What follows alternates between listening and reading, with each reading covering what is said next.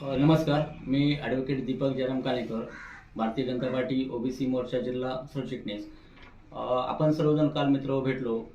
अनेक चर्चा झाल्या. माझ्या त्या प्रेसवरनं अनेक लोकांनी मला शुभ आशीर्वाद दिले. अनेक ठिकाणाहून मला फोनाफोनी झाली. आपण या निवडणुकीमध्ये राहा अशा आम्हाला सर्व ठिकाणी सर्वच ग्रामस्थांकडून आग्रह करण्यात आला. त्याबद्दल त्या सर्व ग्रामस्थांचे आणि मतदारांचे मी आभार मानतो. मित्रहो, हा जो लढा आहे हा मी नक्कीच माणगावसाठी लढत राहणार यापुढेही सुद्धा. परंतु सांगण्याचा विषय असा आहे की 2002 ते 2007 मध्ये या जिल्हा परिषद प्रवर्गामध्ये ओबीसीचं आरक्षण जाहीर झालं होतं. त्यानंतर अद्याप गेली 20 वर्ष ह्या प्रकारचं आरक्षण जाहीर झालं नव्हतं.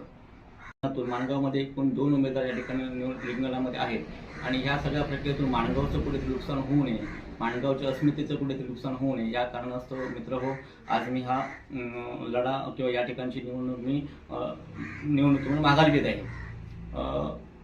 मुद्दा दुसरा असा आहे की या निवडणुकीसाठी ज्या ज्या लोकांनी मला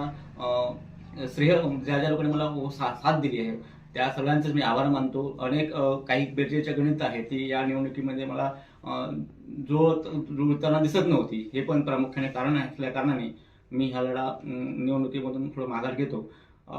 आता येणाऱ्या काळामध्ये काल आपण जी प्रेस घेतली त्या प्रेसमध्ये बाप असा उल्लेख केला, तर बाप हा कोणाच्या व्यक्तिगत विषयाशी नसून तो पक्षीय विषयाशी संबंधित होता. त्यामुळे कोणी गैरसमज करून घेऊ नये. संघामध्ये गेली 2.5 महिने घर टू घर डोर टू डोर फिरतोय आणि या गाठीभेटींमध्ये अनेक लोकांशी माझा संपर्क झालेला आहे. त्या सर्वच लोकांमध्ये त्यामध्ये माणगाव असू दे, नांदेली असू दे, आकेरी, हुमरज, झारा, बांबर्डे, कांबळेची काही भाग अशा अनेक लोकांमधून मला चांगल्या प्रकारचा प्रतिसादही आला आहे. अनेक लोकांचे खूप काही अनुभव मला या ठिकाणी आले आहेत. अनेक लोकांचे आशीर्वादही मला या ठिकाणी मिळालेले आहेत.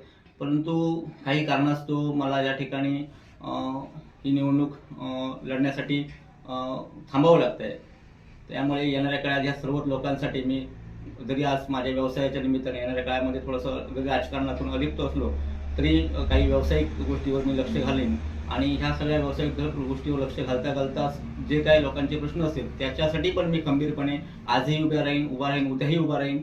जेणेकरून जे सर्वसामान्य लोकांचे, गोरगरिबांचे, जनतेचे काही प्रश्न असतील ते ह्यापुढे मी त्याच ताकदीने सोडवण्याचे पूर्णपणे प्रयत्न करीन. आपण सर्वांनी मला या ठिकाणी आशीर्वाद दिला त्याबद्दलही मी आपल्या सगळ्यांचे आभार मानतो. येत्या 2 वाजता मी आज तहसीलदार कार्यालयामध्ये जाऊन मी माझा उमेदवारी अर्ज मागे घेतोय. आपलं सर्वांचं असंच प्रेम राहू देत अशी आपल्याला विनंती करतो.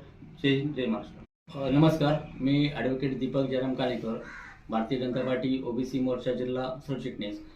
आपण सर्वजण काल मित्र भेटलो. अनेक चर्चा झाल्या. माझ्या